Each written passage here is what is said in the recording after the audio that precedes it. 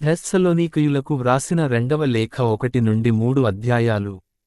అధ్యాయం 1 పౌలు, సిల్వాను మరియు తిమోతిల నుండి మన తండ్రియైన దేవునికి మరియు యేసుక్రీస్తు ప్రభువుకు చెందిన థెస్సలోనికయుల సంఘానికి. 2 మన తండ్రియైన దేవుడు, యేసుక్రీస్తు ప్రభువు మీకు అనుగ్రహము, శాంతి ప్రసాదించుగాక.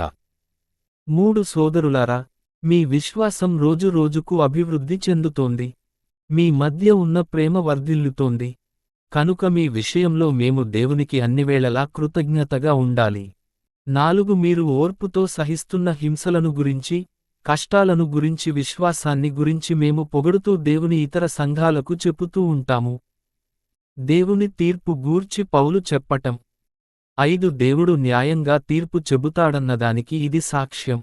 మీరు దేనికొరకు వీటిని అనుభవిస్తున్నారో ఆ రాజ్యానికి దేవుడు మిమ్మల్ని అర్హులుగా చేస్తాడు. 6 దేవుడు నీతిమంతుడు.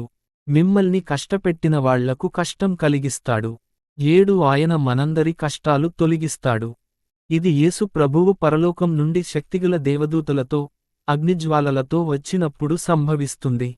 8 దేవుడు అంటే ఎవరో తెలియని వాళ్లను, మన ప్రభు యేసు సువార్తను అంగీకరించని వాళ్లను ఆయన శిక్షిస్తాడు.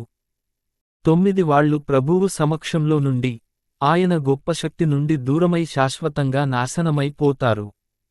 10 ఆయన వచ్చినప్పుడు ఆయన విశ్వాసులు ఆయనతో సహా మహిమను పొందుతారు.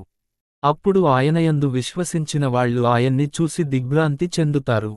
మేము చెప్పిన సందేశాన్ని మీరు కూడా విశ్వసించారు కనుక మహిమను పొందేవాళ్లలో మీరు కూడా ఉన్నారు. 11 ఇది మనస్సులో పెట్టుకొని తాను పిలిచిన పిలుపుకు తగినట్లు మీ జీవితాలను నడపమని మేము దేవుణ్ణి ప్రతిరోజూ ప్రార్థిస్తూ ఉంటాము. అంతేకాక, మీరు మంచి చేయాలని ఆశిస్తూ కోరుకున్న ప్రతి కోరికను, విశ్వాసం వల్ల మీరు చేస్తున్న ప్రతి కార్యాన్ని దేవుడు తన శక్తి ద్వారా పూర్తి చేయాలని ప్రార్థిస్తూ ఉంటాము. 12 మీ ద్వారా మన యేసుక్రీస్తు ప్రభువు మహిమ పొందాలని, మీకు ఆయన ద్వారా తన మహిమలో భాగం కలగాలని మేము ప్రార్థిస్తూ ఉంటాము. ఇది మన దేవుని అనుగ్రహం వల్ల, యేసుక్రీస్తు ప్రభువు యొక్క కృప వల్ల సంభవిస్తుంది. అధ్యాయం 2 పాప పురుషుడు. 1 సోదరులారా, మన యేసు ప్రభువు రాకను గురించి, ఆయనతో జరుగబోయే సమావేశాన్ని గురించి మీకు కొన్ని విషయాలు చెప్పాలి.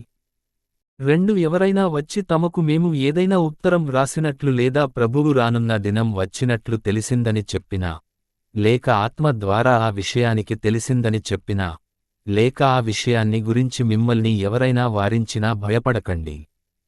దిగులు చెందకండి. 3 మిమ్మల్ని ఎవ్వరూ ఏ విధంగా మోసం చేయకుండా జాగ్రత్త పడండి. దేవుని పట్ల తిరుగుబాటు జరిగి, ఆ నాశన పుత్రుడు, దుష్టుడు కనిపించేదాకా ఆ రోజు రాదు.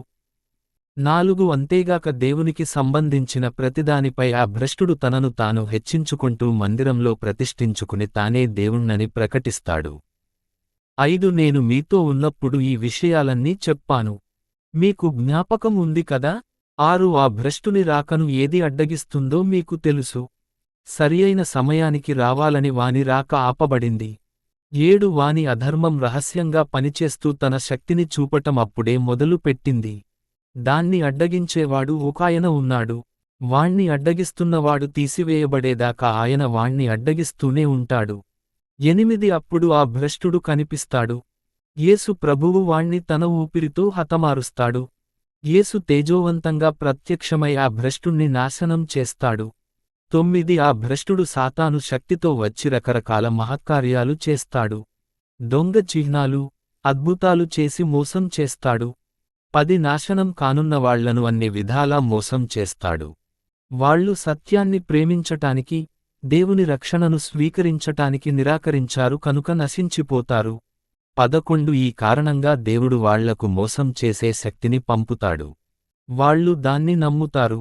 12 సత్యాన్ని నమ్మక అధర్మంగా జీవించాలని నిశ్చయించుకున్న వాళ్లందరినీ శిక్షిస్తాడు. బలంగా నిలబడండి. 13 సోదరులారా, ప్రభువు మిమ్మల్ని ప్రేమిస్తున్నాడు.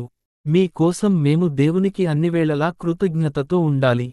పరిశుద్ధాత్మ మిమ్మల్ని పరిశుద్ధపరచుట వల్ల, సత్యంలో మీకున్న విశ్వాసం వల్ల దేవుడు మిమ్మల్ని రక్షించటానికి కాలానికి ముందే ఎన్నుకొన్నాడు. 14 మన యేసుక్రీస్తు ప్రభువు యొక్క మహిమలో మీరు భాగం పంచుకోవాలని, మీరు రక్షణ పొందాలని దేవుడు మా సువార్త ద్వారా మిమ్మల్ని పిలిచాడు.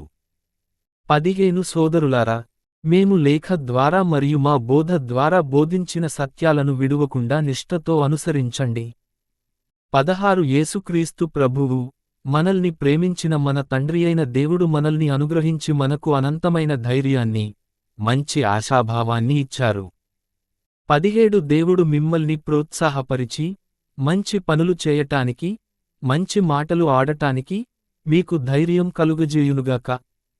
అధ్యాయం 3. మా కోసం ప్రార్థించండి. 1 సోదరులారా, చివరకు చెప్పేదేమిటంటే మా కోసం ప్రార్థించండి. ప్రభువు సందేశం మీలో వ్యాపించిన విధంగా త్వరలోనే మిగతా వాళ్లలో కూడా వ్యాపించి కీర్తి చెందాలని ప్రార్థించండి. 2 విశ్వాసం అందరిలో ఉండదు.